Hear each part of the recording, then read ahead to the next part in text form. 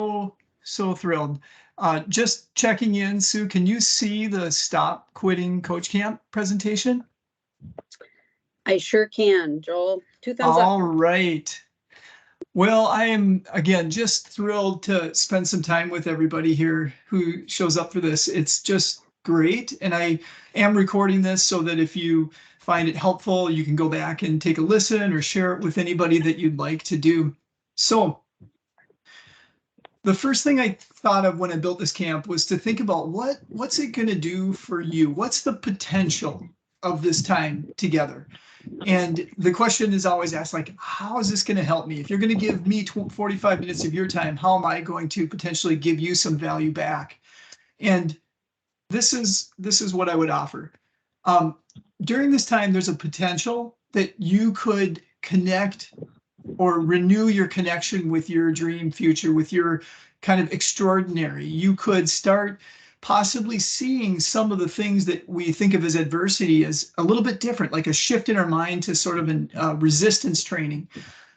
You might be able to try on some new different thoughts that move you forward rather than give you reasons to stop and to quit. And you may be able to connect with other people in your pursuit and journey of your extraordinary.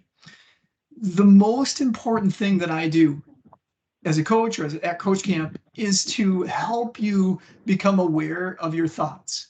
And the very first thing I'm loving doing with this is just giving you a moment to download your brain. And you've been busy, I'm sure, and now is the time to just stop, grab a blank sheet of paper and grab a pencil, and I will kind of keep the timer going. So I've got you, and you don't have to worry about anything except just emptying your brain onto a piece of paper. And I'll tell you as we're getting close and possibly prime you with a little bit of thought kind of questions.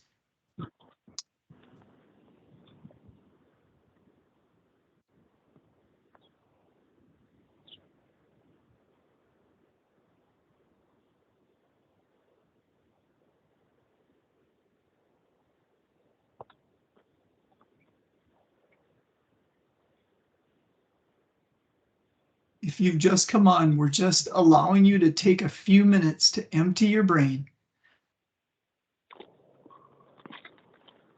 Just write down whatever fires you're putting out, to-dos that are coming to your mind.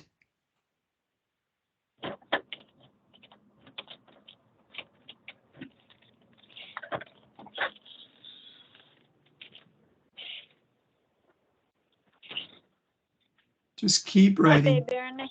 Keep writing. They're not home yet.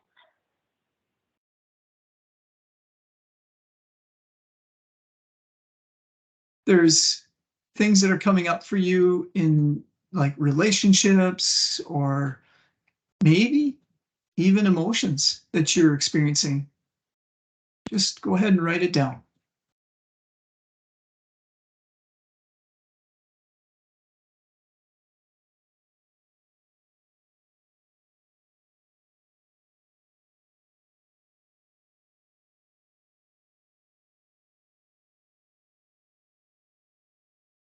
The most important person that showed up at this camp for you is you. And I love giving you the opportunity to listen to your mind and see what it's offering you.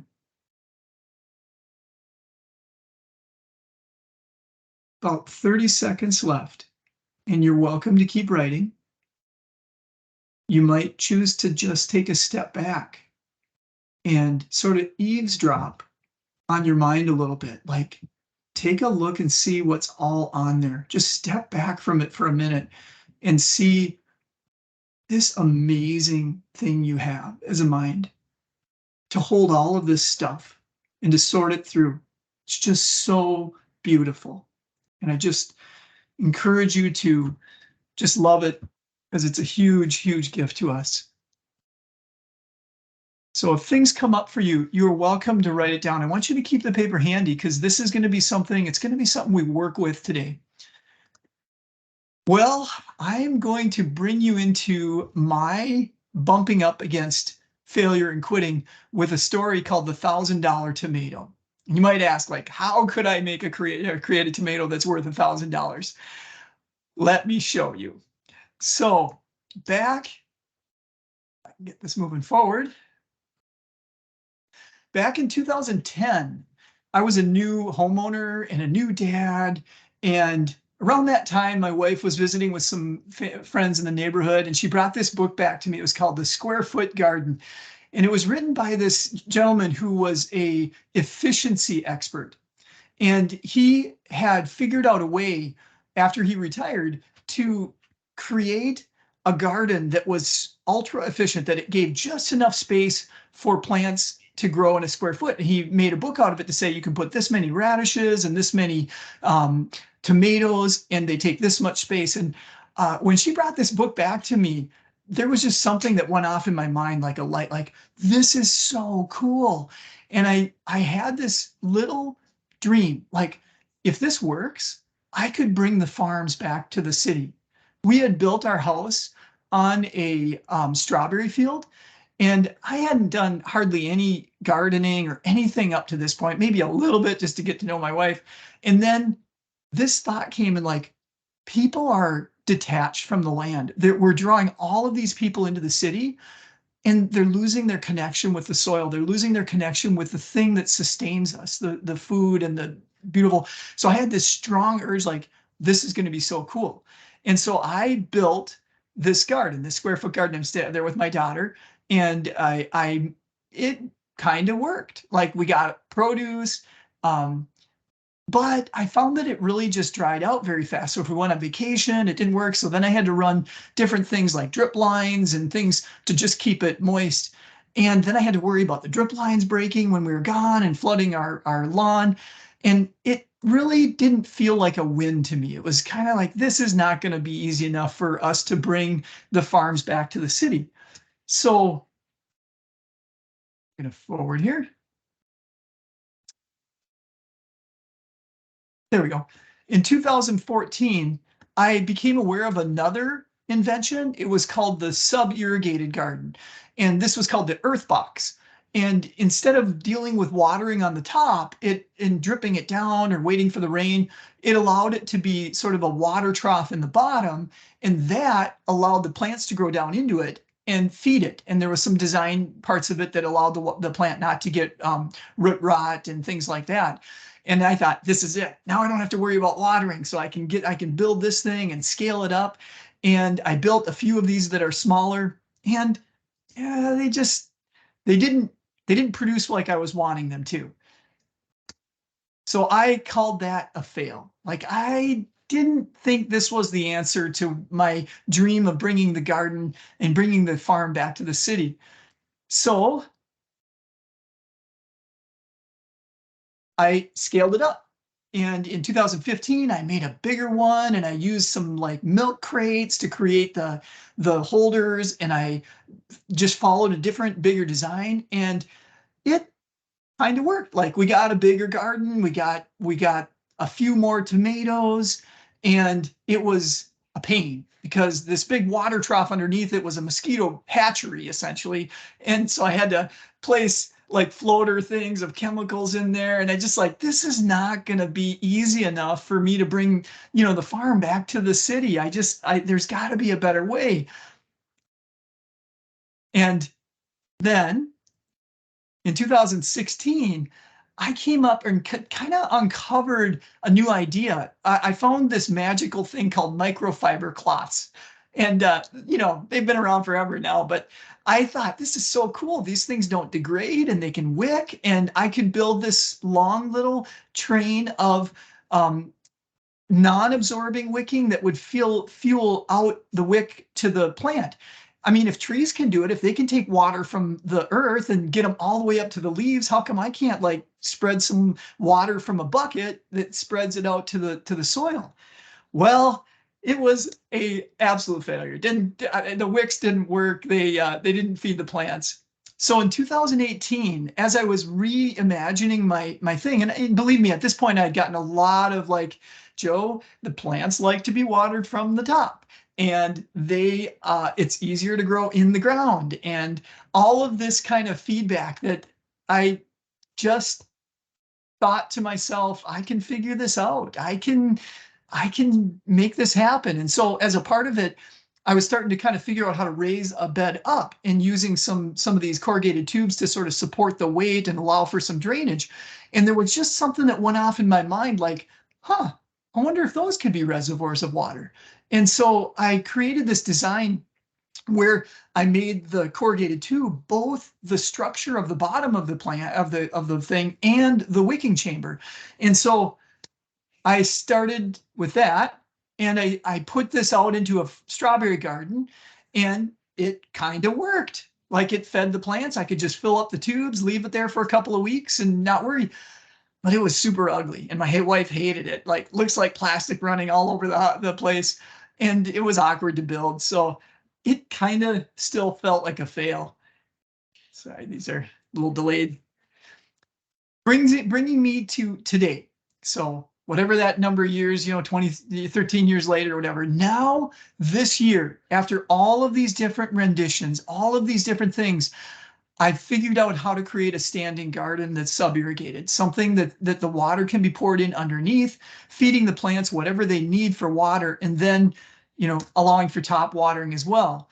And here's a kind of a recent picture of my on the ground one, similar thing, but I'm able to put a sub-irrigated thing. And I'm giving you this story because clearly, if you look, there's tomatoes on that plant. And I'm sure if you calculated the cost I put into this, they're clearly over $1,000 a piece, because I spent a lot of money trying to figure this out. And I perhaps am not even there all the way. And it doesn't matter, because I've got this amazing kind of sense of confidence, like, it's working. I can figure this out. And this is what I want to offer you from a higher level perspective. Get a little delay here. So these are some lessons that I have learned from this process of my garden. That 2010 dream, that sense of like, I can bring the farm back to the city, that was a little seed of what was possible in my life. And when I started doing what was never done, particularly by me, it brought me into a lot of things that didn't work, a lot of adversity, a lot of money spent, a lot of disappointing results, just a lot of maybe even criticism from people I love, like, hey, this is not going to work. However, the more convinced that I was that I could figure it out, the more my brain powered me through the sort of things that would otherwise look like failure, like, this is not working. But I didn't believe it myself. I was like, no, I just don't believe that. I think I can figure it. And it brings me to a quote that I thought was helpful. It's called "Belief precedes creation." If you think of anything that wasn't sort of here, that came from human ingenuity, it started as a thought. It started as a belief that we could do something different, something slightly better, or whatever. So this is where I'm going to have you use your piece of paper. And the first thing I'd like you to do is just take and make like a trifold or 3 columns, whatever's easier for you. Just fold your paper into thirds, make a trifold. And as you're doing that, I want to leave you with this kind of overarching thought. What if everyone had a dream and they just kept going until they realized that dream? How much more exceptional would all of our lives be? All of the trickle-down amazing benefits of people fulfilling and getting to their dreams, how powerful would that be over all of our lives? So the first thing I'd love to offer to you is a moment for you to connect with your extraordinary, with your future self. And this is work that's different than we're used to, because we're used to kind of living in a responsive life, like, we got to do this and we got to take care of that. In this work, I'm inviting you to kind of take your shoulders off the plow and take a look up to the horizon, and take in your mind, say, what do I really want from this amazing thing this gift I've been that's called life. What do I really, what's there up in the horizon that I think would be really extraordinary? And one little technique to help your brain think about this a little bit more is to say, if I were to go to the future and just watch you doing your extraordinary, amazing life. And then I came back to you today and I said, wow, you did it. You actually did it. It's amazing. What would you tell me that you were doing? What would you tell me that you were doing that's extraordinary? I'm going to give you a couple of minutes just to go there. Look up to the horizon. Take a moment to think about your extraordinary. And just in the trifold, on the far right-hand side, you can scribble on the top, my dream. And then go ahead and don't get into the negative, like, oh, that could never happen. I don't want to go. Just give it a moment of life. Just don't kick the dirt of reality on it immediately. Just give it a breath of life. Just play with it for a minute or two. What would be amazing? I'm going to time us. And then what I'm going to do is, as you're writing stuff down, I'll give you a little more kind of thought prompters. So go ahead and take 2 minutes to just jot what comes to your mind as an amazing, extraordinary of yourself.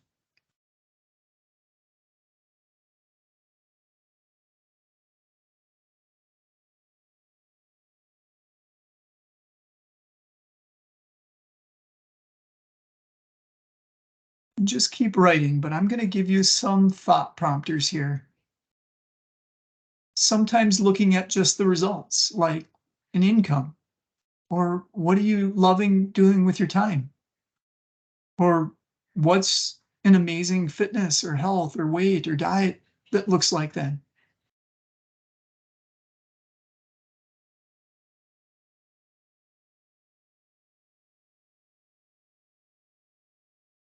What's your connection? What's your affection with yourself?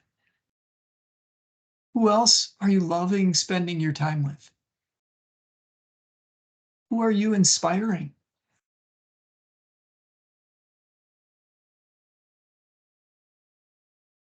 What have you solved for yourself or someone else? What fears have you conquered? What's captivating your attention?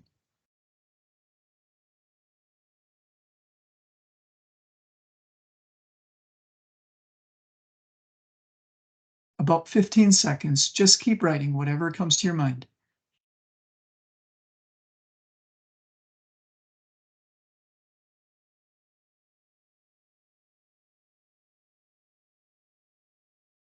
Okay. So this is what I promised, is I'm going to give you something called a failure plan.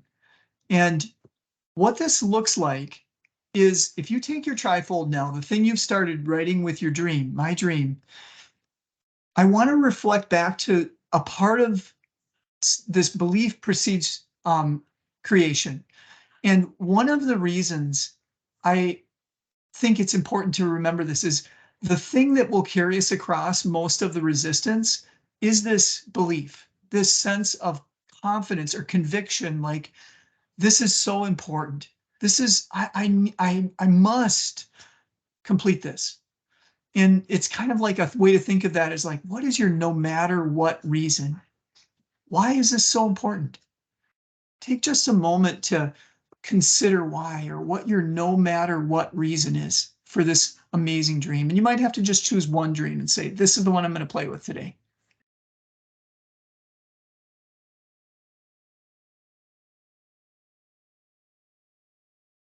Now, the gap between that extraordinary thinking and now is probably significant if you have an extraordinary dream.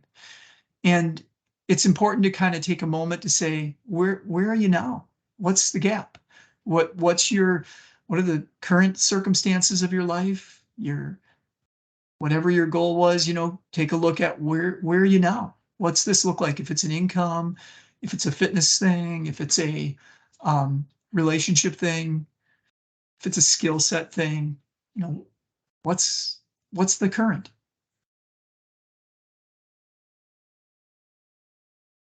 And as important as the, you know, the current is some of the things, this is what's true today. And then what actions have created today? You're obviously doing things, and what you're currently actively doing is creating your current results. Your system is perfectly designed to create the results you're currently getting.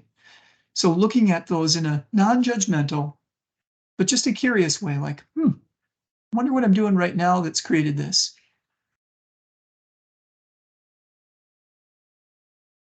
And then looking at it again, like, what's already been done, maybe towards this dream. And this is where this is probably some of the most important thinking your brain can do right now, is like, why haven't you already created the dream? What resistance, what difficulties have you bumped up against? Maybe it's even before you start, but what's stopping you, or what's caused you to pause or quit?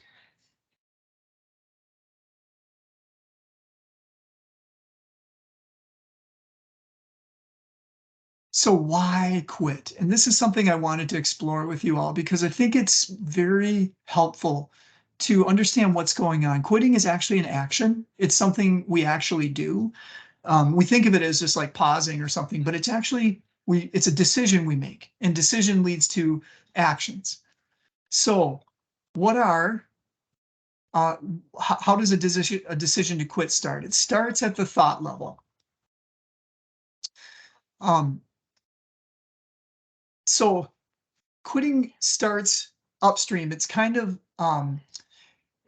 like, if you think of a like a gumdrop, or like a hard sort of a hard candy ball, where there's different layers that are in it, and the smallest, very center layer is probably that thought layer, that sense of like,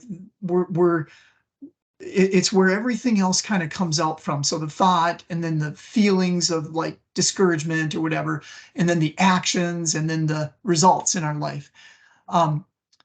So a lot of times, if we look at the thoughts that are powering a decision to quit, they're truly just self-protective thoughts. They're thoughts our brain offers. We don't have to work them up. It's like they just pop to us. They're very efficient, but they're usually, hey, avoid this pain. Don't take the risk. It's unsafe. It's uncertain. That's going to create too much energy. Don't do it. It's going to be somewhere in that camp of that, what they call the motivational triad. As we think about quitting, often it gives us a temporary sense of relief, like we're bumping up against some discomfort that's not fun. And when we choose to say quit, it's like, okay, I don't have to deal with that anymore. I don't have to resist or to fight or to allow that urge anymore. I just give in. But most often it leaves with a long-term regret.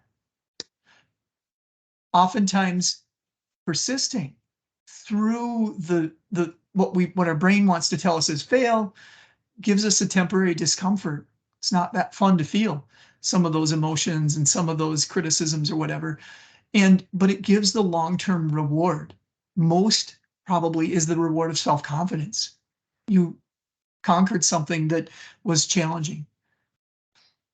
And then there are predictable patterns that come to us as failure thoughts.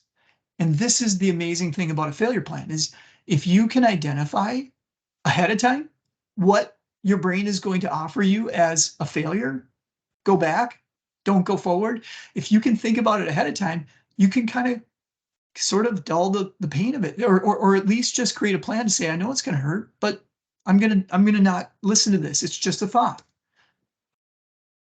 And then when we can anticipate and make the plan, we can figure out a way through them. So let's take a look at this. There's a saying that goes, our extraordinary lives are on the other side of adversity. And some people call this like the river of misery, the pile of adversity. But essentially, This might feel overwhelming as I give you these. I just want you to just listen. You don't have to freak out about this. There is the dreads, discomforts, the deprivations, the distractions, and the dissonances, which means like if you play two notes that are too close together, it gives sort of this difficult or uncomfortable fighting with each other sound. I'm going to break each of these down because what I would love for you to consider is to just think about like where, if you think of the time or what has kept you from already achieving an extraordinary thing in your life, take a look and see if any of these areas, these general things resonate with you. So breaking this down, this is what your failure plan is now going to look like. You're going to have your dream, your current, and then right in the middle, your resistance. And these are the things. Don't worry, I'll keep bringing this up, bring it up in the end if you need to, but it's these basically dread, discomfort, deprivation, distraction, and dissonance. So the brain's reflex is to safety. It's going to want you to get back to what's known, what's comfortable. And the very first thing to experience is going to be this thing called dread. And this is going to show up. It's actually not even, you can't even give it the credit of failure because it's actually pre-failure. It prevents you from starting. It's like you build a wall to protect yourself so that you don't get hurt by the potential of failure. And this is like when we catastrophize, and this I am a chief expert at. It's like, oh, if I do that, the worst is going to happen. You know, I can make my pre-failure mean like it's the end of everything. And confusion, this might show up in like, well, I don't know how. And a lot of things seem to be that way, especially if it's got if you're a long ways away from this extraordinary dream, that's going to be a big gap. And your brain probably is going to say that I have no idea how this is going to happen. And that's actually kind of what's an indulgence. It's a way to say, well, because I don't know how, that means I can never get it. Think about that if that was baking a cake for you. Like there was probably a time in our life when we didn't know how to do that. Should we have said, well, I don't know how to do that, so it must mean I must never, ever be able to bake a cake in my life. And it sounds ridiculous when we come to that, but it's the same principle when we look at our future extraordinary. Like just because we don't know the steps, that doesn't mean that we don't start. And how about this? I can't decide. The indecision. Another pre-failure, like, I don't know if I should. Decision, making a decision. Think about the word. It's like you're cutting off options. Incision, decision. You're separating yourself from options. You're releasing the power to go and create in your life. And so when we say, I can't decide, we're actually just trying to protect ourselves from reducing our options and committing to something. And then that's not possible. Maybe there's a lot of previous history of you and me experiencing failure and how we've made mistakes, and those were maybe very costly. And that's enough to say, never been able to do it before, shouldn't probably, I don't have any evidence that I can do it now, I'm not going to try. So all of these are sort of pre-failure. They protect you essentially from starting on your dream. And then we start to get into, once you've gotten past that and you're trying, now we get into the discomforts. And those are the things that are like, we say, this is too much. For example, too much criticism. I can't handle this anymore. I'm going to just quit. Too much objection. Like they don't believe me enough. I must have to stop. The rejection. No, thank you. Not interested. Too much. Can't handle more of this, because we make it mean so much in our minds when someone says no thank you, maybe not even that nicely, but we make it mean so much about us, and we say that's too much. How about the embarrassment, the stuff that's going on inside, not the stuff that's happening to us, like, oh, that is like the worst ever. Or the imperfection, the sense that if I can't get this out there in, like, this is yucky, this is not like a great thing I'm super proud of, I'm going to quit. Or if you're into like maybe an actual exercise thing and a routine trying to manage your health, it might be the discomforts or the soreness or the sensation of pain that you say too much, I'm too hungry. And then there's the deprivations. These are the things where we think of there's lack of. So for example, in my gardening, when I got so many things that were really short of what I really dreamed I could do, that's like a lack of results. And if I didn't believe that it was possible, that I could figure it out, I could have used that as evidence to say, okay, I'm done. Tried enough, spent enough money now. Or this idea of scarcity, like there's only so much, I don't want to waste it on this.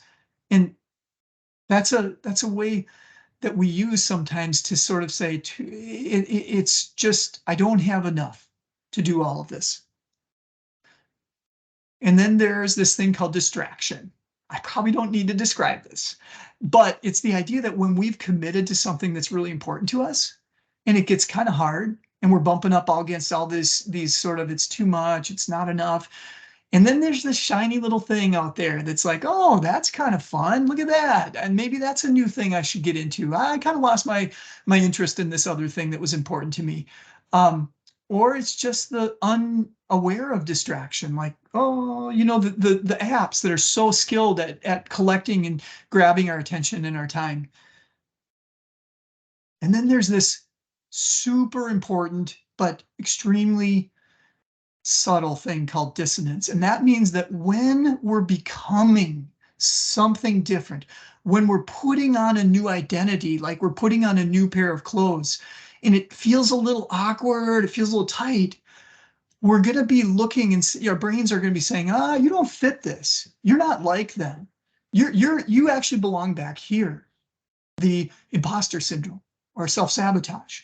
Like when you start experiencing some success, you are perhaps looking for other people to offer that feedback to you and you're not getting it. And then your brain or whatever, you're saying to yourself, no, I actually don't fit. I'm not super special like them. I actually believe I'm kind of back here. And we have this dissonance, this fight between our future desired and our current self. All of these things are the river of misery, the pile of adversity that we're having to face and we're going to bump up against. You might resonate with maybe one of those specifically, and I encourage you to explore that. So our extraordinary lives are on the other side of adversity, and this is super important. That is the plan. When we begin to see our adversity more like we see the gym and see it as sort of resistance training, and rather than we see it as failure, we understand its purpose. Like if I would say, hey, we need to get in shape, we're going to go to the gym, and you walked in there and all you saw were pillows and blankets, and the plan was to just lay around, you actually wouldn't grow. You wouldn't face the discomfort. You wouldn't become stronger.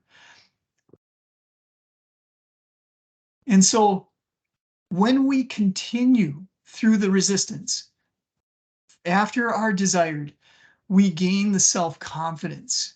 This is what our brain, I believe, is most hungry for. And the capabilities, the skill sets. And so important, more belief. We believe more about what our potential is. And when we start to recognize we have more potential, we bring more stuff, more kind of amazing into the world. So here's some of the resistance training I've done, and I'm going to offer this to you. These are just things that I've bumped up against, and these are some of the thought engines I've used to sort of address those other thoughts of quitting that I just gave you. So for the dreads, this is a good one. I'm doing dread sprints. Let's go. Just let's tackle. I'm not going to think about this too long. I'm just going. I'm willing to be the 1% that tries on these extraordinary things. I can figure this out. You've heard me say that so many times, but that's just such a statement for my mind to say, hey, I got this. I can figure this out. I know it's hard. And this is important for you to hear.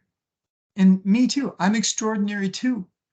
We're not different than the super special people out there. We just are super special in our own ways. And what I want for you is to start to recognize that your brain, your super special is part of your extraordinary. That's what your brain is trying to attract you towards. And so here's the discomforts. Remember, these are the too muches. So this is something I can say to myself, a thought engine. Hey, I've got you, buddy. We're not letting criticism mean failure today. B- work, Joe. This is what we need to put out. I'm doing it sweaty and I'm doing it shaky because everybody who's doing their awesome is probably starting sweaty and shaky. I'm willing to feel rejection because I know that one person out there who needs me.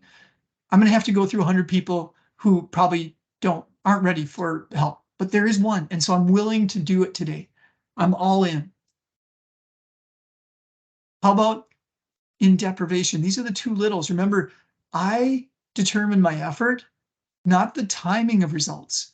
So when we bump up against like it's not enough evidence, the right question is who says it should happen in this time frame? Like we determine what effort we put. We don't get to choose the timing of things. And how about if we're trying to figure out how to navigate past that urge? You know, what about like this? This urge really isn't going to kill me.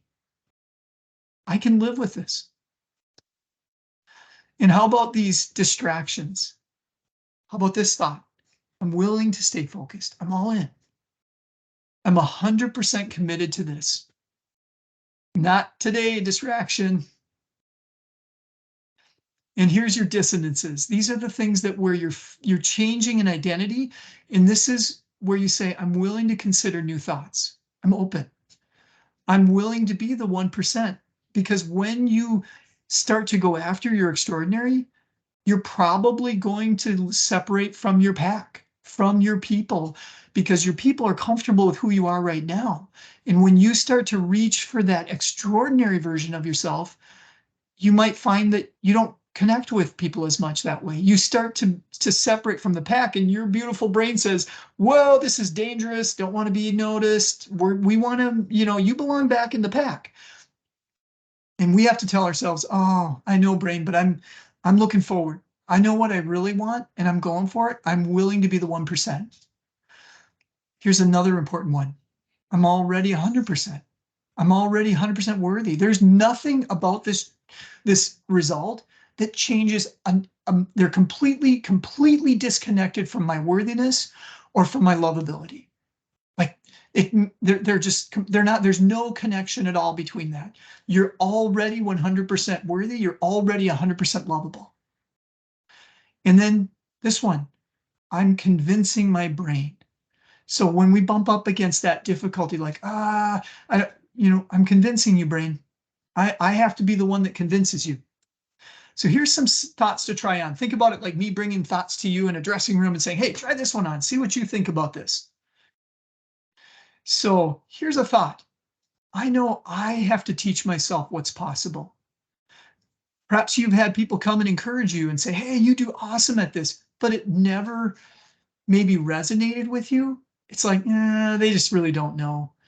I have to do the work inside my head to teach myself that the extraordinary is possible.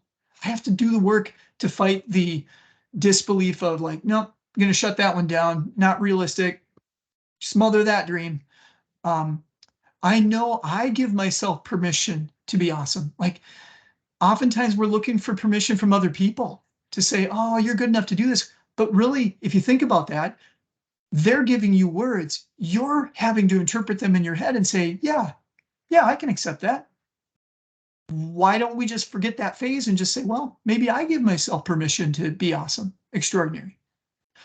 I don't know is an excuse. It's a wall we put up to prevent us from trying.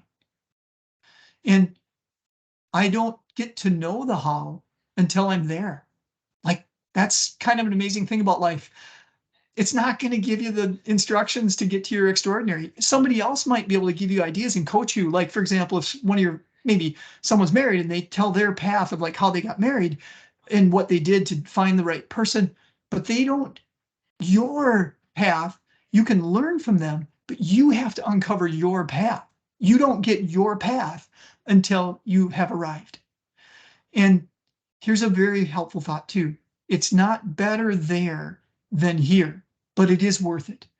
If you think of like your work to get into a medical training, how hard you worked, and maybe you had the dream, like if I just arrived at that medical school or at that residency or at that job, everything's going to be great. And guess what? We're all here. We're all still dealing with a mix of like really great and a mix of not so great. It's not like this extraordinary place is going to be all amazing. It's going to be you and me. But we're going to have become so much more confident and so much more capable, and our potential, our dream for what's possible is going to expand so much. It's that much better. And how about this one? I know it's hard and I can do hard things. So if our brains are creating fires, remember I talked about this when I said, just empty your brain, see what fires are going on. If our brains are like creating fires, our thoughts, they're like logs that we're tossing onto these fires. And what thoughts get tossed onto the fires determines which fires become the strongest. And if we are tossing on all of these logs of disbelief, like, nope, could never do that, of course, that we're probably going to see more creation of that in our life. So we need to be really aware of the logs that we're tossing on the fire and say, does that log serve what I really want from my life? So here's a couple of failure reimagined ideas. So when we think of failure as just trying something and not getting the result I wanted, it's really all it is. Just trying something and not getting the result I wanted. Failure shows me what I haven't learned yet. Apparently there's more for me to learn, and lessons unlearned, they'll be repeated. So failure shows me what I haven't learned yet. And then failure is the price of success. It may be the reason we choose to quit, but it will be the reason we grow. So there's others who've I've been talking to recently about their experiences with failure. And a new colleague of mine has been a pleasure to kind of get to know. And their experience was that when they started their practice right out of residency, they did OB. And that first year, they bumped up against many difficulties. And they were encouraged by their colleagues to say, you know what, it's going to happen the first year, but you're going to get through this. And they believed it. They chose to believe those words. And sure enough, that actually became one of the favorite parts of her practice. It was really cool to hear that story. And that's just an example of how she didn't let these D's become, nope, I'm going back to something that isn't what I want to do, isn't the full capacity of my life. Here's one for my wife, didn't get up. I didn't, for my alarm, I didn't get to run when I wanted to, but I'm still going. And this is an example of using that. It doesn't need to be perfect. Like, we can use that excuse, like if it's not exactly how we set it up and plan for it to be, we're just done. It's not going to work out. But maybe we just need to do it messy, just a little bit imperfect. That B- work, let's get it out there. So what dream do you hold? When you take your shoulders off the plow and you start looking up to the horizon and say, well, what's out there? What would be like super extraordinary for me? How convinced are you? How much do you believe that it might be possible or that it is possible? What's kept you from already realizing this dream? Our current actions are creating our current results. They're not going to be the same things that we're doing when we're at that extraordinary place. Who is helping you? It is lonely when you're out there, the 1%. Perhaps there are people that are just like you, that are just, they're going for it. And that's the person or the people that you want to join. So here's basic offer for you. This is something that we work with, not all, but the idea of helping people find their extraordinary, especially for me, especially mid-career physicians who are hardworking and they want, but they do feel a little bit of a desire to see what might be possible with their life. That's who that's the kind of person I am and feel like I want to offer. I want to find those people. And I know that all of the peer coaches at Gunderson have this work too, and they're trained very well to do this kind of stuff. So we want to make sure that as a part of this whole coach camp thing, you start to become aware a little bit more of how important it is for you to really listen to your brain and listen to your mind, and then maybe work with someone to explore that even a little bit more for yourself. So that is my thoughts around failure. And here's your failure plan. I think if you want to, that is what I wrote down as the failure plan. You can scribble down whatever you haven't taken. And I am going to open this completely up to questions.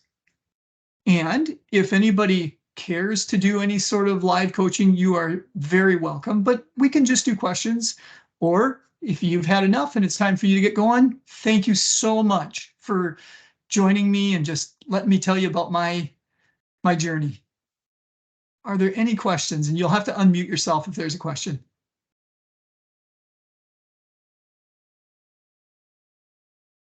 Hey, Joel, it's Sue here. Can you hear me? I can. Thank you, Sue. I think one of the biggest challenges that comes up for me personally and just with friends and colleagues is the staying motivated piece. Staying motivated in the midst of being exceptionally busy. And, I sometimes I just have to set other things aside that I would be interested in pursuing because I don't have enough bandwidth. Any comments about that? Yeah. So motivation, I would guess I would say, it seems like the motivation part of it is the kind of the feeling part of it. It's kind of like the energy part of it. And the reason we feel something is because there's a thought.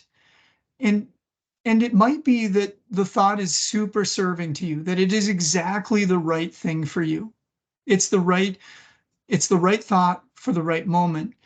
And the decision to say stop or quit is the right decision for you. There's no shame at all in that. Mhm. What I would encourage is to say, if you found yourself quitting, make sure you love the reason and make sure you go back to the actual reason for what's the thought that's inspired the decision. If it ends up being one that you don't love, that doesn't seem like a great reason to pause or to quit, then there's probably work to be done there. Mhm. That's fair enough. Yeah. Yeah, I think I'm thinking to just burnout in general. Short bandwidth, lots of fatigue, just feeling like there's a lack of motivation, not being efficient day to day, like all the descriptors of burnout. Yeah. And now the statistics say 63% of providers are sitting in that spot. Yeah. Wow.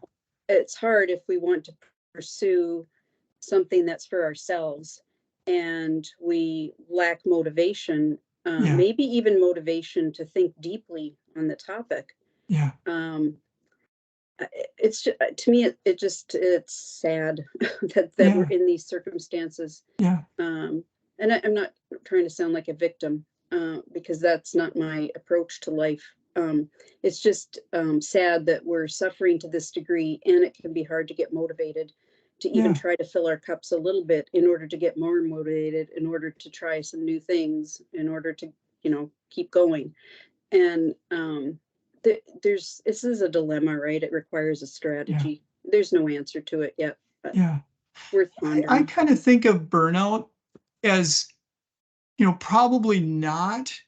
That seems to me like there's a lot of processing that needs to be done for a person who's experiencing burnout, probably before they begin their extraordinary journey. You know, they just, there's so much behind that, if you could call it an emotion, you know, a burnout, to sort of get processed and figure out, you know, what are they in control of and what they're not in control of. Mhm. So I would say it's like pre-work in my mind. You know, Yeah, you're, no doubt. Yeah.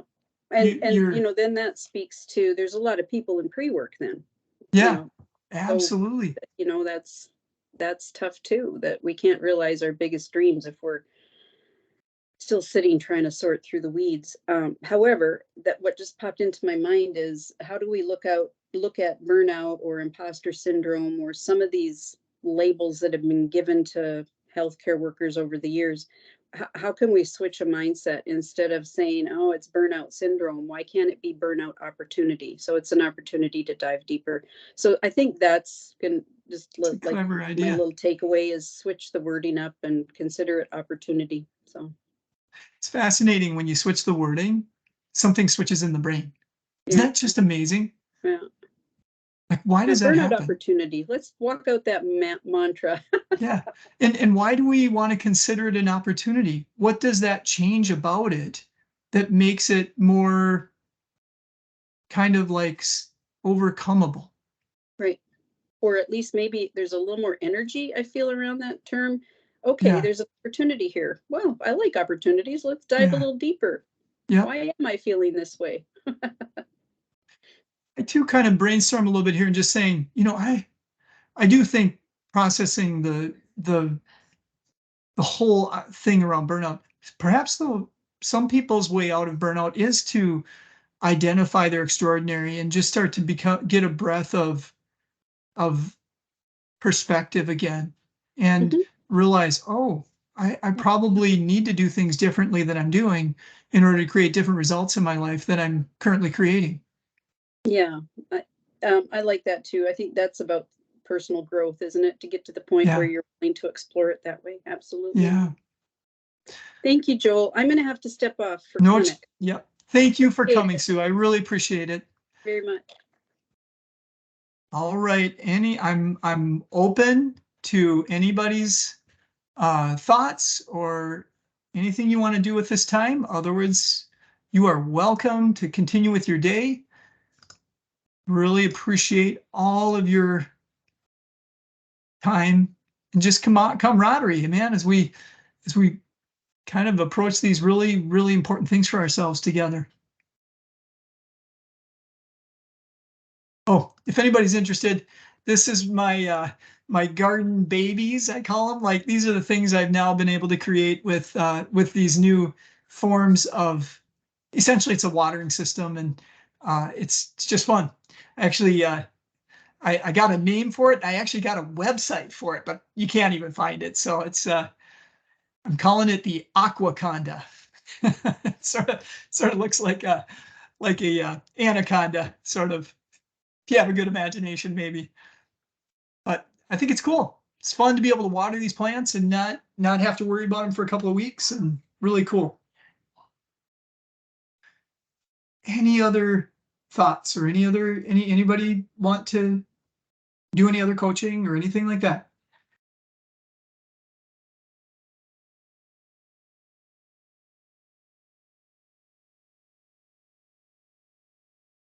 I'm going to go ahead and stop the recording.